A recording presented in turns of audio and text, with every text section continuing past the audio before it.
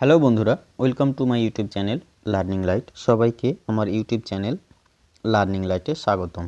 আজকে আমরা নবম শ্রেণীর বিষয় ইতিহাস এর নভেম্বর মাসে যে মডেল অ্যাক্টিভিটি টাস্ক দিয়েছে তার উত্তর পর্ব নিয়ে আমরা আলোচনা করব।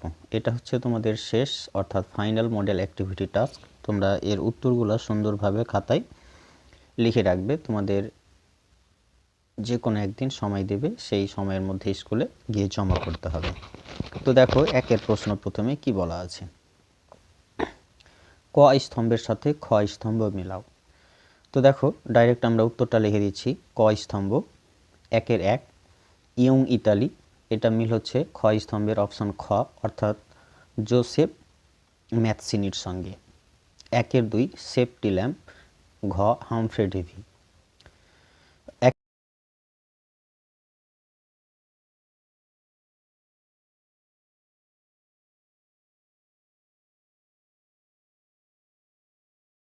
রক্ত ও লোহনীতি, গ বিসমার্ক। তারপরে দেখো, সত্য মিথ্যা নির্ণয় করো। দুইয়ের এক ফ্রান্সে দ্বিতীয় প্রজাতন্ত্র প্রতিষ্ঠিত হয় 1848 খ্রিস্টাব্দে, এটা হচ্ছে সত্য। তারপরে দুইয়ের দুই শিল্প বিপ্লবের সময় ইংল্যান্ডে বিশ্বের কারখানা হিসেবে পরিচিত পায়। ইংল্যান্ড বিশ্বের কারখানা হিসেবে পরিচিত পায়, এটা হচ্ছে সত্য। দুইয়ের তিন হিটলারের ভাষায় ইতালি ছিল একটি ভৌগোলিক সংজ্ঞা মাত্র, এটা হচ্ছে মিথ্যা। তারপরে দুইয়ের চার এড্রিয়ানোপলের সন্ধি স্বাক্ষরিত হয়েছিল রাশিয়া ও তুরস্কের মধ্যে, এটা হচ্ছে সত্য। তারপরে দেখো তিনের সঠিক উত্তর নির্বাচন করো। ফরাসি বিপ্লবের সময় ফ্রান্সের রাজা ছিলেন ড্যাশ, উত্তর হচ্ছে ষোড়শ লুই। দুইয়ের তিন কাদিদ নামক গ্রন্থ রচনা করেন ভলতেয়ার। তিনের তিন ফ্রান্সকে ভ্রান্ত অর্থনীতির জাদুঘর বলে মন্তব্য করেছিলেন ড্যাশ অর্থাৎ শূন্যস্থানে বলছে অ্যাডাম স্মিথ। তিনের চার 1861 মুক্তির ঘোষণাপত্র দ্বারা ভূমিদাস প্রথা উচ্ছেদ হয়েছিল ড্যাশ অর্থাৎ রাশিয়াতে। তারপর দেখো, দুটি বা তিনটি বাক্যে নিচের প্রশ্নগুলির উত্তর দাও। চারের এক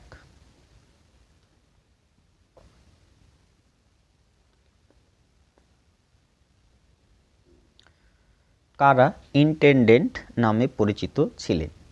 উত্তর হবে ফ্রান্সের প্রাচীন যুগের আওতাধীন এবং প্রশাসনিক কিছু কর্মকর্তা ছিল যারা প্রতিটি প্রদেশে রাজার এজেন্ট হিসাবে কাজ করতেন। ফ্রান্সে প্রাক বিপ্লব পর্বে রাজস্ব আদায়কারী কর্মচারীরা ইন্টেন্ডেন্ট নামে পরিচিত ছিল।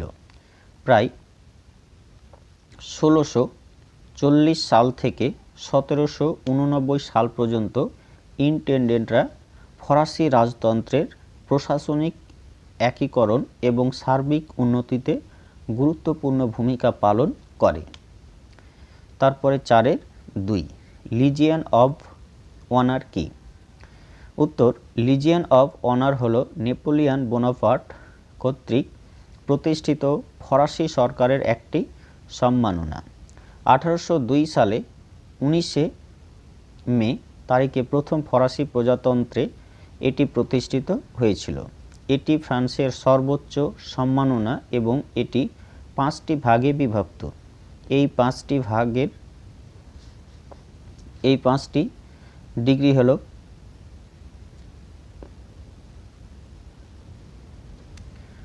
Night officer, commander, grand officer, grand cross. তারপর দেখো অর্ডার চারের তিন অর্ডার ইন কাউন্সিল কি? উত্তর হবে নেপোলিয়নের বার্লিন ডিক্রি মহাদেশ থেকে ব্রিটিশ বাণিজ্য বাদ দেওয়ার চেষ্টা করা হয় 1806 সালে।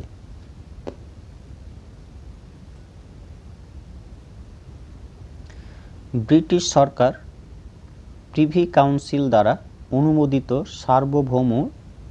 সার্বভৌমের জরুরি ক্ষমতা ব্যবহার করে কাউন্সিলে আদেশের জবাব দেয়। 1807 সালে নভেম্বর ও ডিসেম্বরের আদেশে ব্রিটিশ বাণিজ্যকে বাদ দিয়ে যে কোনো বন্দরের অবরোধ ঘোষণা করা হয়েছিল। এই ঘোষণা অর্ডার ইন কাউন্সিল নামে পরিচিত। তারপর দেখো 4-এর 4,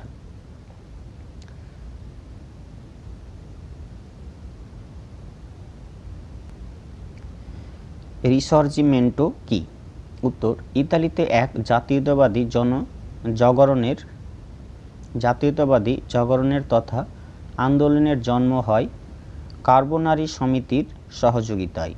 এই জাতীয়তাবাদী জাগরণকে রিসর্জিমেন্টো বা পুনরুত্থান বা নবজাগরণ বলে। এই আন্দোলনের মধ্যে দিয়েই ইতালীয়রা তাদের অতীত, ঐতিহ্য, সংস্কৃতি ও বীরগাথা সম্পর্কে বিশেষ অবগত হয়। 4-এর 5, ঘেটো কাকে বলা হতো? ঘেটো কথাটির উৎপত্তি হয় ইটালির ভেনিস শহরকে কেন্দ্র করে। ইউরোপের বিভিন্ন শহরের সংখ্যালঘু সম্প্রদায় যেমন ইহুদিরা তাদের নিজেদের সুরক্ষার্থে শহরের একটি নির্দিষ্ট ঘেরা জায়গায় একসাথে বসবাস করত। এ ঘেরা স্থান বা বসতি সমূহকে বলা হয় ঘেটো। 5-এর 7-8টি বাক্যে উত্তর দাও। 4x5 অর্থাৎ 20 মার্কের। 5-এর 1, কাকে মুক্তিদাতা জার বলা হয় এবং কেন? বহু যুগ ধরে নিপীড়িত ভূমিদাসদের দাসত্বের বেড়াজালের থেকে মুক্তি দেবার জন্য জার দ্বিতীয় আলেকজান্ডার মুক্তিদাতা জার নামে পরিচিত। জার দ্বিতীয় আলেকজান্ডার ক্ষমতায় আসার পরে যে সংস্কারগুলো করে তার মধ্যে উল্লেখযোগ্য সংস্কার হল ভূমিদাস প্রথার উচ্ছেদ। এই ঘটনাটি রাশিয়ান ঐতিহাসিক কর্মকাণ্ডের এক গুরুত্বপূর্ণ ঘটনা। ক, সিদ্ধান্ত গ্রহণ। রাশিয়ার পিছিয়ে থাকার পিছনে যে একমাত্র কারণ এই ভূমিদাস প্রথায় তা উপলব্ধি করেন জার দ্বিতীয় আলেকজান্ডার। আইনের শর্তানুযায়ী ভূমিদাসদের ছিল তাদের মালিকের ব্যক্তিগত সম্পত্তি। প্রভুরা তাদের ব্যক্তিগত স্বার্থে নিলামে ভূমিদাসদের বিক্রি বা শারীরিকভাবে অত্যাচার করলে রাষ্ট্র তাদের বাধা দিত। বংশানুক্রমে এই ভূমিদাস প্রথা চলত। খ, ঘোষণাপত্র। জার দ্বিতীয় আলেকজান্ডার 1871 সালে 19 ফেব্রুয়ারি মুক্তির ঘোষণার দ্বারা ভূমিদাস প্রথার অবসান ঘটান। এই ঘোষণা অনুসারে মালিকের দাসত্ব থেকে সারা জীবনের জন্য ভূমিদাসের মুক্তি পায়। ভূমিদাসের নাগরিকত্ব লাভ করে ভূমিদাসের জমিদারের জমির একাংশ পায় এবং কৃষকরা জীবিকা নির্বাহের সুযোগ পায়। এর পাশাপাশি জমির জন্য ক্ষতিপূরণ জমিদাররা সরকারের কাছ থেকে পায় এবং কৃষকদের চতুর্থ বছরের কিস্তিতে অর্থ সরকারকে শোধ করতে হতো। 5-এর 2, কোড নেপোলিয়ান বিষয়ে একটি টিকা লেখো। Code Napoleon. ফরাসি সম্রাট নেপোলিয়ান বোনাপার্টের সংস্কার কর্মসূচিগুলির মধ্যে সর্বাপেক্ষা উল্লেখযোগ্য ও গুরুত্বপূর্ণ হল কোড নেপোলিয়ান। সমগ্র ফ্রান্সে একই ধরনের আইন প্রবর্তনের উদ্দেশ্যে নেপোলিয়ান বোনাপার্ট 4 জন বিশিষ্ট আইনজীবীকে নিয়ে একটি পর্ষদ গঠন করেন। এই পরিষদের প্রচেষ্টায় দীর্ঘ 4 বছরের পরিশ্রমে যে আইনবিধি সংকলিত হয় সেটি কোড নেপোলিয়ান নামে খ্যাত। 2227টি বিধি সংবলিত এই আইন সংহিতার 3টি ভাগ রয়েছে, যথা দেওয়ানি, ফৌজদারি এবং বাণিজ্যিক আইন। ধর্মীয় সহিষ্ণুতা, সমতা, ব্যক্তি স্বাধীনতা, অসম্পত্তির অধিকারের স্বীকৃতি ছিল এই আইন সংহিতার উল্লেখযোগ্য বৈশিষ্ট্য। প্রাকৃতিক আইন ও রোমান আইনের সমন্বয়ে সাধন করে নেপোলিয়ান বোনাপার্ট কোড নেপোলিয়ান রচনা করেছিলেন। এই আইনের ফলে সামাজিক ক্ষেত্রে সাম্য ও একতা প্রতিষ্ঠিত হওয়ার পাশাপাশি পারিবারিক বন্ধন ও যথেষ্ট দৃঢ় হয়। সকল নাগরিক সমান মর্যাদা ও সমান সুযোগ লেভার অধিকারে স্বীকৃত হয়। উত্তরাধিকার সূত্রে চাকরি পাওয়ার বদলে যোগ্যতার নিরিখে চাকরি প্রদান গুরুত্ব পায়। ফলত নিম্ন সম্প্রদায়ভুক্ত সুযোগ্য ব্যক্তিরাও সামাজিক মর্যাদা অর্জন করে। 5-3 হিটলারের উত্থান এর পাশ্চাত্যে কোন কারণগুলি ছিল? প্রথম বিশ্বযুদ্ধের পর জার্মানিতে প্রজাতন্ত্র প্রতিষ্ঠিত হয়। এই প্রজাতন্ত্র জার্মানিদের আশা আকাঙ্ক্ষা পূরণ করতে পারেনি। পরিস্থিতির সুযোগ নিয়ে জার্মানিতে ন্যাৎসিবাদের জাগরণ ঘটে।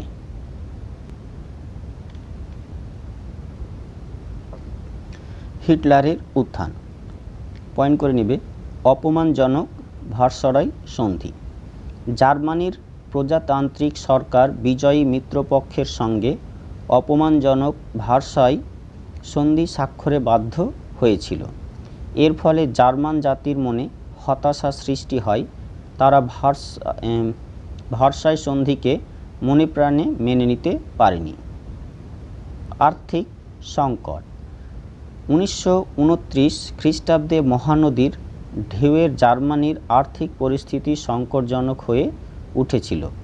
বেকার সমস্যা, মূল্যবৃদ্ধি জনগণকে অন্ধকারের দিকে ঠেলে দিয়েছিল।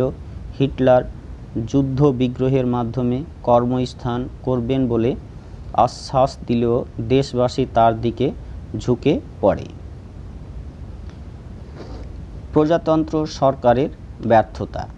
প্রথম থেকেই জার্মানির প্রজাতন্ত্র সরকার নানা সমস্যায় জর্জরিত ছিল। দেশের মোকাবিলা করতে না পারায় প্রজাতান্ত্রিক সরকার মিত্রপক্ষের অন্যায় দাবির কাছে নতি স্বীকার করে জার্মান জাতি মর্যাদার হানি ঘটায়। অস্থির রাজনৈতিক পরিস্থিতি। 1919 খ্রিস্টাব্দে থেকে 1928 খ্রিস্টাব্দের মধ্যে জার্মানিতে 15টি মন্ত্রিসভা গঠিত হয়। এই রাজনৈতিক অস্থিরতার পরিপূর্ণ সুযোগ নেই হিটলার ও তার ন্যাৎসি দল। হিটলার জার্মানির অরাজকতার আবর্তে ন্যাৎসিবাদের উত্থান ঘটে এবং তার জ্বালাময়ী বক্তৃতা দ্বারা জার্মানবাসীর আস্থা অর্জন করে তাদের ভাগ্য বিধাতারূপে অবতীর্ণ হন। 5-4 এমস টেলিগ্রাম কি? পটভূমি। জার্মানির ঐক্য এর অন্যতম প্রধান বাধা ছিল ফ্রান্স। বিসমার্ক ফ্রান্সকে সমস্যায় ফেলার উপায় হিসেবে স্পেনের সিংহাসন সংক্রান্ত বিষয় নিয়ে স্পেনের পার্লামেন্টের সদস্যদের প্ররোচিত করতে থাকেন। ঐতিহাসিক আইখের মতে ফ্রান্সের সঙ্গে যুদ্ধে ঘটাবার ইচ্ছায় বিসমার্ক স্পেনের সমস্যা সৃষ্টি করেন। স্পেনের সিংহাসনের উত্তরাধিকারী সংক্রান্ত বিষয় নিয়ে আলোচনা ফরাসি রাষ্ট্রদূত বেনেদিতি জার্মানির রাজা প্রথম উইলিয়াম জেমস বায়ু পরিবর্তনের জন্য কিছুদিন ছিলেন। প্রথম উইলিয়াম অত্যন্ত বিনয় ভদ্রভাবে বেনেদিতি সঙ্গে আলোচনা করেন এবং স্পেনের সিংহাসন সংক্রান্ত ব্যাপার তার মতামত ব্যক্ত করেন। প্রথম উইলিয়াম জেমস এর আলোচনার কথা 1870 খ্রিস্টাব্দে 13 জুলাই টেলিগ্রাফ মারফত বিশ্বকে জানানো যায়, ইতিহাসে এমস টেলিগ্রাম নামে পরিচিত। এমস টেলিগ্রামের পরিবর্তন। বিসমার্ক ফ্রান্সের সঙ্গে যুদ্ধ কাঠামোর খুঁজছিলেন, তাই পরের দিন এমস টেলিগ্রাম এ কিছু অংশ এমনভাবে বাদ দিয়ে সংবাদপত্রে প্রকাশ করেন যা দেখে ফরাসিদের ধারণা জন্মায় ফ্রান্সের রাষ্ট্রদূত বেনেদিতি রাশিয়ার রাজার দ্বারা অপমানিত ও অপদস্থ হয়েছেন। সাথে সাথে ফ্রান্সে জার্মানির বিরুদ্ধে যুদ্ধ ঘোষণার দাবি তীব্র হয়ে ওঠে। নেপোলিয়ন ফরাসি রাষ্ট্রপতির নিকট এই খবরের সততা যাচাই না করে জনমতের চাপে 1870 সালে 15 জুলাই জার্মানির বিরুদ্ধে যুদ্ধ ঘোষণা করে। 7 7 বা 8টি বাক্যে উত্তর দাও। জার্মানির ঐক্য আন্দোলনে বিসমার্কের ভূমিকা উল্লেখ করো। 1848 টু 49 সালে জার্মানিতে জাতীয়তাবাদী ঐক্য আন্দোলনের ব্যর্থতা থেকে কয়েকটি বিষয় প্রমাণিত হয়। নিয়মতান্ত্রিক উপায়ে জার্মানির ঐক্য সাধন সম্ভব নয়। প্রাশিয়ার নেতৃত্বেই জার্মানির ঐক্য সম্ভব। তাই প্রাশিয়ার রাজা প্রথম উইলিয়াম অটো ভন বিসমার্ককে প্রধানমন্ত্রী পদে নিযুক্ত করেন। লৌহনীতি, রক্তলৌহ নীতি। প্রধানমন্ত্রী বিসমার্কের উদ্দেশ্য ও নীতি ছিল খুব স্পষ্ট। এগুলি হলো: তিনি ছিলেন রাজতন্ত্রে বিশ্বাসী এবং প্রাশিয়ার সংসদে বিরোধ দেখা দেয়। এ প্রসঙ্গে বিসমার্ক প্রাশিয়ার সংসদের অর্থ সংক্রান্ত কমিটিতে বলেছিলেন, বক্তৃতা বা সংখ্যাগরিষ্ঠ এর মতামত নয়, বরং একমাত্র সামরিক শক্তি বা রক্ত ও লৌহনীতি দ্বারাই সমস্ত সমস্যার সমাধান বলে তিনি দৃঢ় বিশ্বাস করতেন। বিসমার্কের এই নীতিটি রক্ত ও লৌহনীতি নামে পরিচিত। প্রাশিয়ার প্রতিনিধি সভার সংখ্যাগরিষ্ঠ এর মতকে উপেক্ষা করেই তিনি সামরিক প্রস্তুতি চালান এবং পরপর 3টি যুদ্ধের মাধ্যমে জার্মানির ঐক্য সম্পন্ন করেন। বিসমার্কের নেতৃত্বে জার্মানির ঐক্য। ডেনমার্কের যুদ্ধ। বিসমার্কের নেতৃত্বে জার্মানির ঐক্যের প্রথম পদক্ষেপ ছিল ডেনমার্কের সাথে প্রাশিয়ার যুদ্ধ। ডেনমার্কের দক্ষিণে স্লেজউইগ ও হলস্টেইন নামে দুটি ডাচি জার্মানি রাজ্যসীমার মধ্যে অবস্থিত হলেও তা ডেনমার্কের অধীনে ছিল। এই দুটি প্রদেশ দখলের জন্য বিসমার্ক অস্ট্রিয়ার সাথে মিলিত হয়ে ডেনমার্কের বিরুদ্ধে যুদ্ধ ঘোষণা করে তাকে অনায়াসে পরাজিত করে। এরপর ভিয়েনার সন্ধি অনুসারে ডেনরাজ ডাচিদ্বয়ের উপর প্রাশিয়া ও অস্ট্রিয়ার মিলিত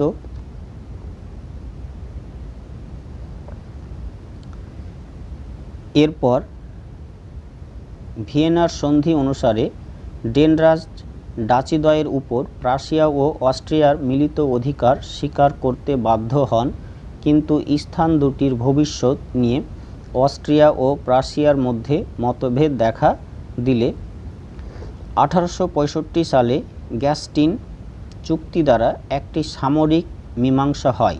স্থির হয় যে স্লেজউইগ থাকবে প্রাশিয়ার আধিপত্যে আর হলস্টেইনের উপর কর্তৃত্ব থাকবে অস্ট্রিয়ার।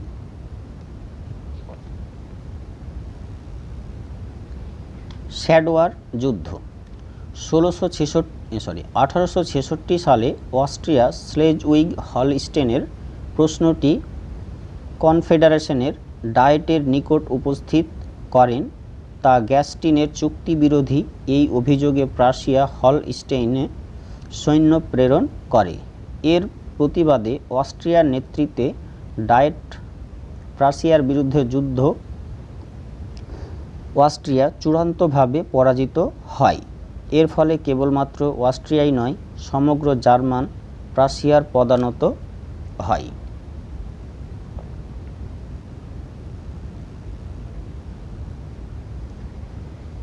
সোডানের যুদ্ধের ফলে জার্মান ঐক্য আংশিকভাবে সম্পন্ন হয়েছিল।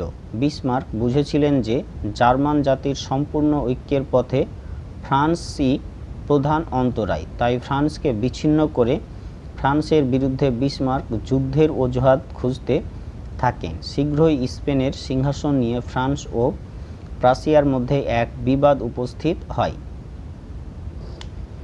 এই বিবাদের সূত্র ধরেই এমস টেলিগ্রামকে কেন্দ্র করে বিসমার্ক এমন অবস্থা সৃষ্টি করেন যে ফ্রান্স নিজেই প্রাশিয়ার বিরুদ্ধে যুদ্ধ ঘোষণা করে।